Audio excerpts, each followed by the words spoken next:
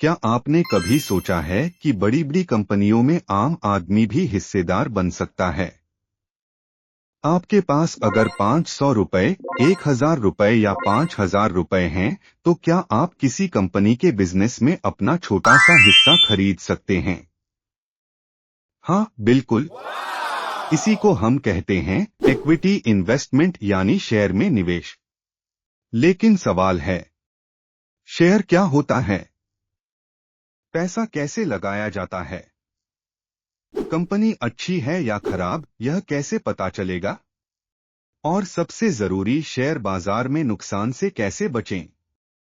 आज की इस वीडियो में हम इक्विटी इन्वेस्टमेंट को बिल्कुल आसान भाषा में समझेंगे। एक इक्विटी इन्वेस्टमेंट क्या है? सबसे पहले समझते हैं इक्विटी का मतलब।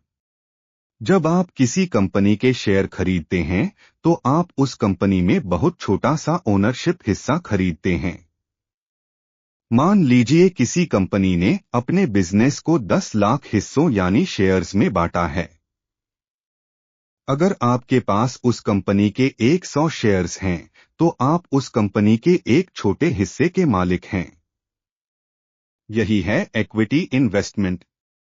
सरल भाषा में, कंपनी में हिस्सा खरीदना इक्विटी इन्वेस्टमेंट।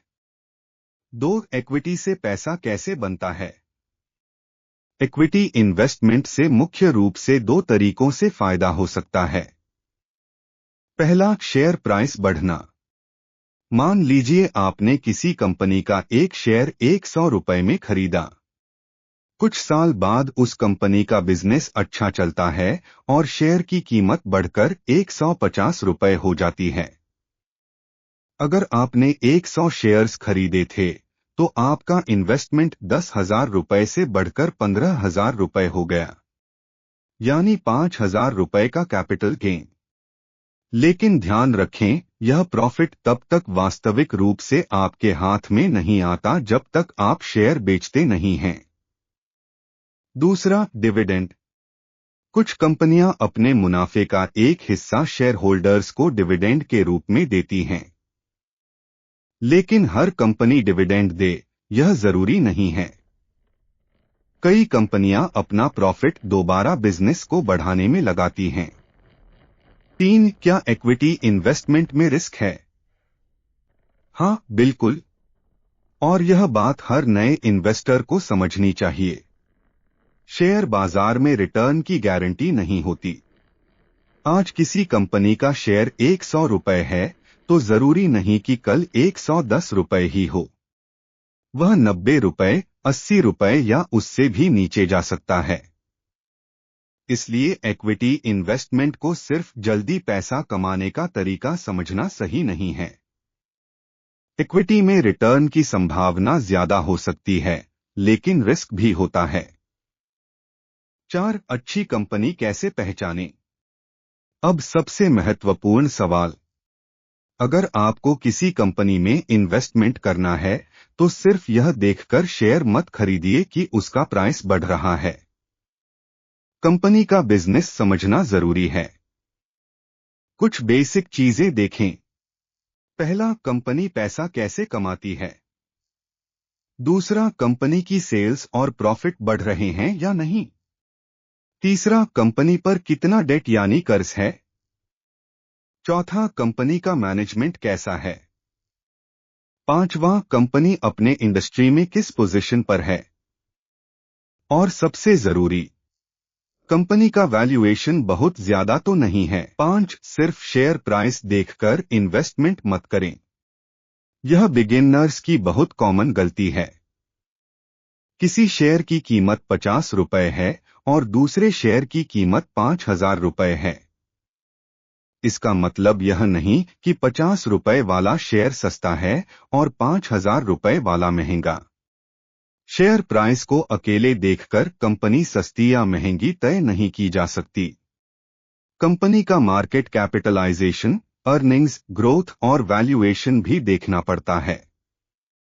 इसलिए कम प्राइस जरूरी नहीं सस्ता शेयर, और ज्यादा प्राइस जरूरी नहीं महंगा शेयर। 6, कितना पैसा इन्वेस्ट करें? यह सवाल बहुत महत्वपूर्ण है।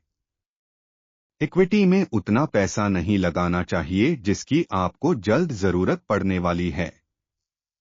उदाहरण के लिए, अगर अगले कुछ महीनों में आपको घर का खर्च, एजुकेशन, इमरजेंसी या कोई जरूरी पेमेंट करनी है, तो उस पैसे को सिर्फ शेयर बाजार में लगाने से बचें। पहले अपनी फाइनेंशियल जरूरतों और इमरजेंसी फंड को प्रायोरिटी दें। फिर अपने रिस्क टॉलरेंस और फाइनेंशियल गोल्स के हिसाब से इन्वेस्टमेंट की योजना बनाएं। 7. डाइवर्सिफिकेशन क्यों जरूरी है? मान लीजिए आपने अपना पूरा पैसा सिर्फ एक कंपनी के शेयर में लगा दिया। अगर उस कंपनी को बड़ा नुकसान हो गया, तो आपके पूरे पोर्टफोलियो पर असर पड़ सकता है। इसलिए डाइवर्सिफिकेशन महत्वपूर्ण है, यानी इन्वेस्टमेंट को अलग अलग कंपनियों, सेक्टर्स या एसेट क्लासेस में फैलाना। लेकिन डाइवर्सिफिकेशन का मतलब यह नहीं कि आपको 50 से 100 कंपनियों के शेयर खरीदने ही हैं। क्वालिटी और समझदारी क्वांटिटी से ज्यादा महत्वपूर्ण है। 8. बिगिनर्स के लिए सबसे बड़ी गलती। शेयर बाजार में सबसे बड़ी गलती क्या है? बिना समझे इन्वेस्टमेंट करना। किसी दोस्त ने कहा, यह शेयर ऊपर जाएगा, सो आपने खरीद लिया। किसी यूट्यूब वीडियो में सुना, यह मल्टीबैगर बन सकता है, आपने बिना रिसर्च किए पैसा लगा दिया। यह तरीका सही नहीं है। किसी भी इन्वेस्टमेंट से पहले खुद रिसर्च करें। और अगर आपको फाइनेंशियल प्लानिंग या किसी स्पेसिफिक इन्वेस्टमेंट को लेकर समझ नहीं है, तो क्वालिफाइड फाइनेंशियल प्रोफेशनल की सलाह लेना बेहतर हो सकता है। 9. लॉन्ग टर्म का महत्व। इक्विटी इन्वेस्टमेंट में पेशेंस बहुत जरूरी है। अच्छी कंपनियों का बिजनेस समय के साथ बढ़ सकता है और उसके साथ शेयर होल्डर वैल्यू भी बढ़ सकती है। लेकिन शॉर्ट टर्म में मार्केट काफी वॉलेटाइल हो सकता है। इसलिए हर दिन शेयर प्राइस देखना और हर छोटे गिरावट पर घबरा जाना जरूरी नहीं है। आपका इन्वेस्टमेंट आपके फाइनेंशियल गोल और टाइम हराइजन के हिसाब से होना चाहिए। 10. एक सिंपल एग्जाम्पल। मान लीजिए आप हर महीने 2000 रुपए इन्वेस्टमेंट करना चाहते हैं। आप नियमित रूप से इन्वेस्टमेंट करते हैं और मार्केट के उतार चढ़ाव के बावजूद अपनी स्ट्रैटेजी पर टिके रहते हैं। समय के साथ आपका इन्वेस्टेड अमाउंट बढ़ता जाता है। अगर इन्वेस्टमेंट्स अच्छा परफॉर्म करते हैं तो कंपाउंडिंग का फायदा भी मिल सकता है। लेकिन याद रखें, यह कोई गारंटीड रिटर्न नहीं है। एक्चुअल रिटर्न मार्केट परफॉर्मेंस और आपके चुने हुए इन्वेस्टमेंट्स पर निर्भर करेगा। 11. इक्विटी इन्वेस्टमेंट शुरू करने से पहले 5 बातें याद रखें। नंबर 1, पहले सीखें, फिर इन्वेस्ट करें। नंबर 2, कंपनी का बिजनेस समझें। नंबर 3, सिर्फ टिप्स और रूमर्स पर भरोसा न करें। नंबर 4, अपना पूरा पैसा एक ही इन्वेस्टमेंट में न लगाएं। नंबर 5, वही पैसा इन्वेस्ट करें जिसकी जरूरत आपको तुरंत नहीं है। तो दोस्तों, इक्विटी इन्वेस्टमेंट कोई जादू नहीं है। यह किसी कंपनी के बिजनेस में ओनरशिप लेने का एक तरीका है। इसमें वेल्थ क्रिएशन की संभावना हो सकती है, लेकिन रिस्क भी होता है। इसलिए शेयर बाजार में आने से पहले नॉलेज, रिसर्च, पेशेंस और रिस्क मैनेजमेंट को अपना सबसे बड़ा हथियार बनाइए।